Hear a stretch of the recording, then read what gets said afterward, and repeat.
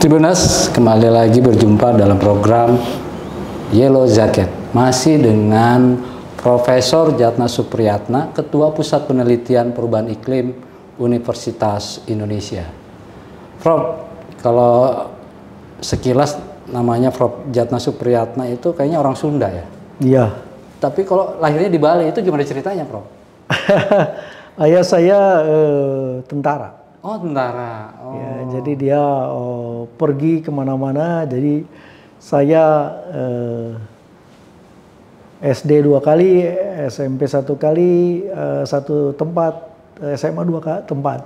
Oh, jadi pindah-pindah keliling ya? Keliling. Oke. Ya.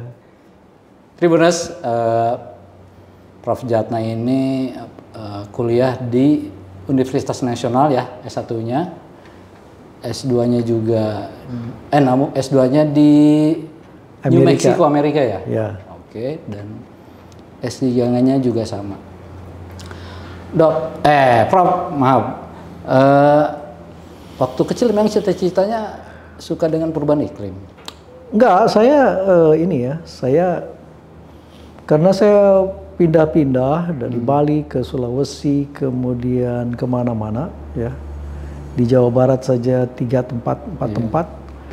Jadi ya begitu kehidupan saya, senang dengan alam. Okay. Sehingga saya menjadi pendaki gunung, ya,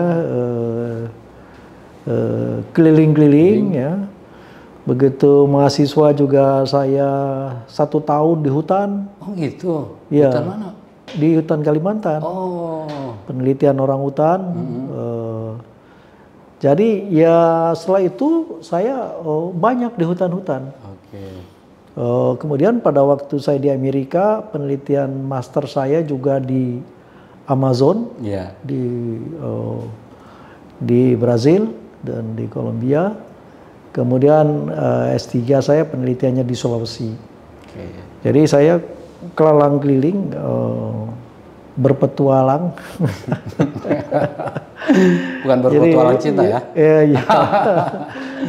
Jadi kemudian juga saya ya kemudian kerja di LIPI 3 tahun, kemudian diajak Prof Soma di Karta dari UI untuk kerja di sini. Gitu, kerja di UI. Nah, jadi itulah yang menyebabkan mengapa setelah itu berkarir di UI, tapi juga saya berkarir di lembaga-lembaga internasional, ya. Karena kebetulan riset-riset saya mengenai lingkungan itu mau tidak mau ada hubungannya dengan lembaga-lembaga internasional di lingkungan, gitu. Oke, keren nih, pencinta alam, pendaki gunung. Prof, awal suka naik gunung itu kenapa, Dok? Mungkin saya di Tasikmalaya itu kan ada Gunung Galunggung. Iya. Itu dekat rumah saya gitu. Oh. Jadi saya sering kali. Jadi udah mainan ya? Ya sudah mainan lah itu. Kalau itu Bang. Ya kemudian waktu di sini kan ya Gunung Gede, Gunung Halimun gitu ya. Emang waktu itu orang tua pengen Prof jadi apa? Orang tua saya tentara, jadi ya membebaskan saja, mau apa saja. Dan saya memang pencinta lingkungan, jadi ya terpaksa saya harus mencari ilmu-ilmu yang bisa keluar. Ya kan, kalau ilmu-ilmu yang ekonomi dan sebagainya kan nggak bisa keluar. Iya benar. Kalau saya waduh, saya pergi kemana-mana ya, ke conference internasional yang bidang lingkungan itu ya sekitar 70 negara saya pernah. Wow. Gitu ya. Jadi lingkungan itu kan bukan hanya masalah satu bangsa. Yeah. Jadi hampir semua di mana-mana. Ya. Jadi kita diundang ke berbagai negara. Kita juga bagaimana riset di tempat negara itu, gitu ya. Tribuners, ini kalau nggak salah nih Prof Jatna 7% banyak di hutan nih. Benar ya, Prof? Iya. Dulu malahan lebih senang di hutan daripada di kota. Gitu ya? Iya. Tapi bukan temannya Tarzan kan? Ya memang beda ya dulu. Riset kita tuh mengenai lapangan, mengenai binatang, mengenai tumbuhan. Ya jangan di kota, karena kalau di kota ya nggak akan ada. Nggak ada kan? Kita harus datang ke lokasi itu. Sumatera, Kalimantan, Sulawesi, Maluku, Papua. Ya. Ya, hampir keren semua. Jadi pengen, Prof. Prof, apa yang kesan-kesan yang menyedihkan, menyenangkan saat ada di hutan? Begini ya, di hutan ini kan damai ya, tidak ini. Jadi tentu kita harus beradaptasi dengan hutan itu. Ya, memang di hutan banyak nyamuk, banyak macam-macam, tapi kan itu hanya sebagian kecil saja. Tapi kita banyak sekali pengetahuan yang kita dapat kalau ada di hutan. Berapa lama paling lama di hutan? Pernah ya 8 bulan. Di hutan itu? Iya. Enggak ngeliat perempuan? Iya, enggak lah. Kita senang saja. Senang aja? Iya. Tapi itu sendiri apa bareng teman-teman? Ya dengan orang-orang Amerika, ya, dengan orang-orang asing kebanyakan. Oh, saya pikir sendirian, jadi meneliti. Enggak lah, kita meneliti ya. Pada waktu saya bikin disertasi juga di Sulawesi, saya ada mahasiswa dari UI, mahasiswa dari Hasanuddin, mahasiswa dari Tadulako, mahasiswa dari Samratulangi, ikut dengan saya. Ya. Tadi memang sangat menarik karena saya punya 2 Land Rover. Jadi satu itu laboratorium, satu lagi ya tempat jalan. Kita jalan ke sana selama 2 tahun. 2 tahun ya, nggak di hutan terus itu ya? Iya. Pernah digigit ular berbisa apa macan gitu? Enggak lah, ular berbisa. Saya kan mengarang buku mengenai ular berbisa.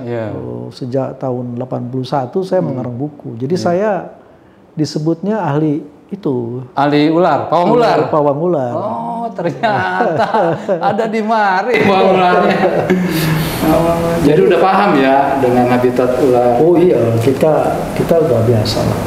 Orang di lapangan tuh sebenarnya tidak perlu takut ular karena ular tidak akan mematuk kita. Oh gitu ya. Tidak, asal kita tidak mau membunuh ular itu. Oh, mereka punya naluri ya, Mbak. Jadi dia punya semacam organ yang bisa mendeteksi ketakutan kita. Kalau kita tidak takut pegang ular, nggak apa-apa. Termasuk ular kobra? Iya. Anaconda gitu? Ya anaconda kan di South America. Oh, di Indonesia nggak ada ya? Nggak ada anaconda. Oh, berarti kobra ya, king kobra ya? Kobra. Jadi semuanya itu tidak ada satwa liar, ya beruang, harimau dan sebagainya yang akan mencederai kita kalau di hutan. Tapi pernah berhadapan nggak dengan harimau? Sering. Nah itu apa yang dilakukan, Prof? Ya tidak apa-apa. Ya kita ini misalnya ada macan lagi lewat, kita lewat aja. Ya paling dia bawa nengok gitu kan. Ya. Oh ini temen gue nih kan. Luar biasa. Terus mungkin sempat kesulitan makanan, jadi mengambil makanan yang ada. Oh gitu. Biasa. Kalau di hutan dulu waktu mahasiswa, karena kita bangun jam 4, nanti pulang jam 7 malam. Itu di hutan terus. Jadi pagi-pagi itu kita biasanya bawa super mie, ya, terus air panas. Ya, jadi kita jalan. Nanti kalau udah habis jam 7, kita siapkan di hutan itu. Makan ya pakai itu, terus pakai air panas, ya sudah itu aja. Oh, nggak pernah makan daun-daun gitu? Ada daun-daun, kita juga makan daun-daun macam-macam gitu. Termasuk daging cacing gitu? Enggak lah. Enggak. Oh enggak ya? Kita kan pelestari alam. Jangan sampai membunuh. Jangan sampai membunuh ya, walaupun untuk kepentingan hidup ya? Ya pokoknya kalau bisa dihindari. Kita kan peneliti alam, jadi jangan sampai kita merusak alam. Keren. Prof, kan biasanya kan kalau pencinta alam itu punya pasangan pencinta alam juga. Benar nggak, Prof? Enggak. Oh enggak ya? Jadi ketemunya gimana tuh, Prof? Biasa aja lah, pokoknya ketemunya ya biasa aja. Jadi Pomio itu rasanya memang dulu pernah pacaran dengan pencinta alam, tapi tidak selalu harus begitu gitu. Memang dia harus pengertian aja kalau saya sering ke lapangan. Jadi LDR terus ya? Enggak juga lah. Oh enggak juga ya? Ya pas ngajar di sini, pas ya, riset di lapangan gitu. Kan selama menikah paling lama nggak bertemu istri itu berapa lama? Iya, ada 3 bulan, 4 bulan. Oh, Ya. kan belum ada handphone canggih waktu itu. Iya, iya, tapi ya penelitian di Sulawesi dulu 2 tahun ya, paling setahun kita pulang ke sini terus balik lagi. Setahun nggak ketemu gitu ya? Iya. Luar biasa, Tribuners. Wow. Ya kita kan kalau enggak ya mahal harganya itu kan, pulang-balik dari Sulawesi ke sini. Waktu di Amazon juga berapa bulan saya kan enggak. Oke. Tapi kita udah biasa saja. Berarti istri, anak pengertian ya? Ya begitulah harusnya. Kalau tidak ya tidak jadi. Tribuners, nah kita tanya-tanya lagi nih, Prof. Apakah menjadi peneliti itu, terutama peneliti di lingkungan hidup, worth it nggak sih? Jadi ini hobi ya bagi mereka yang hobi di lapangan itu pasti hobi dan menjadi pekerjaan gitu. Hobi dan pekerjaan jadi satu itu. Susah dipisahkan ya? Ya, jadi sepertinya kalau kita udah terlalu lama di sini ya, baunya hutan itu beda. Oh. Ya. Jadi ada bau bunga-bunga, bau air yang mengalir di tanah, bau macam-macam. Luar biasa. Dan itu nggak bisa digantikan dengan rumah, dengan mobil, parfum. Karena ini hobi ya. Iya. Berarti Prof bisa mengetahui dong, kan berteman dengan hewan gitu, hewan buas, mana orang jahat, mana orang baik. Sebenarnya hampir semua hewan itu ya nalurinya hampir sama. Kalau kita kan begini, kita takut tuh mengeluarkan hormon. Hormon yang bulu kudu kita kan berdiri. Nah itu hormonnya keluar, ektokrin ya. Hormon di luar kulit ya.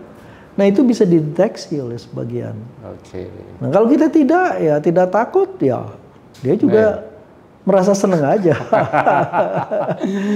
Jadi Prof duluan baru Panji Gumilang ya. Jadi sebenarnya saya secara saintifik gitu loh. Ular itu tidak akan matuk karena kita tidak takut. Jadi kalau pawang-pawang itu memang sudah tidak takut dia. Jadi ya di ularnya juga tidak takut. Tapi Anda karena sudah takut pasti akan membunuh. Nah itu nalurinya. Jadi dia berusaha supaya dia dulu yang menyerang. Gitu. Itu ya tips tuh kalau berhadapan dengan hewan atau hewan buas ya, Prof? Iya, hewan itu tidak buas. Tidak buas ya? Oh, yang buas manusia ya? Jangan salah, hewan itu tidak buas loh. Tribuners, biasanya orang tahu itu kalau di hutan tuh menyeramkan, termasuk yang mistik-mistik. Menurut Prof gimana? Benar nggak sih? Enggak, saya tidak ada takut ya saya di hutan. Justru lebih aman karena tidak akan ada pembegalan, tidak ada pencurian. Siapa yang mencuri di hutan? Jadi justru lebih aman. Nggak ada hantu gitu, Mas? Oh ya nggak ada hantu. Kalau di saintifik tidak ada hantu. Oh. Beda ya. Selama bertahun-tahun saya tidak pernah menemukan ya, tidak bertemu ya. Nah itu bedanya tuh kalau ilmuwan sama yang lain ya. Kita berjalan berhari-hari, bermalam-malam di hutan ya biasa saja. Dulu saya dilatih sama orang Amerika itu harus jalan tanpa satu pun alat. Jadi dari camp 1 ke camp 2 itu jauhnya 2,5 kilometer. Malam hari kita tidak boleh bawa apapun, harus bisa belajar jalan. Melihat kanopinya, dari kanopi itu tajuk-tajuk pohon, dan itu yang saya dilatih. Oh gitu, mencari rutenya ya? Ya rutenya, akarnya kita bisa bagaimana. Jadi mata kita jadi terbiasa kalau udah Wah, ini cocok nih, luar biasa nih, bikin TV apa kayak yang tetangga sebelah. Prof, apa yang Prof ingat dari pesan orang tua hingga saat ini sehingga tetap kukuh dalam penelitian di lingkungan hidup? Jadi orang tua saya memang ya dulu dia seorang guru sebenarnya. Iya. Dia tuh seorang guru yang pada waktu revolusi berubah menjadi tentara. Oh. Jadi watak kegurunya masih kuat. Masih kuat ya. Ya, jadi sehingga adik saya jadi rata-rata jadi dosen atau jadi guru. Karena memang watak dari situlah ya. Iya. Bahwa dia senang membaca, dia banyak bukunya ya dan sebagainya. Jadi itu yang membuat kita tetap konsisten dengan apa yang kita lakukan. Oke, berarti kalau ada pepatah bilang buah jatuh tak jauh dari pohonnya, benar ya? Iya betul ya memang. Oke, memang ini adalah cita-cita dan hobi yang menghasilkan secara batin dan material dan juga bermanfaat bagi masyarakat Indonesia, betul ya? Betul ya. Oke, Tribuners, demikian bincang-bincang kita bersama Prof. Djatna Supriyatna, PhD, pendidik, penggiat lingkungan hidup di Indonesia. Terima kasih, Prof. Sama-sama, terima kasih.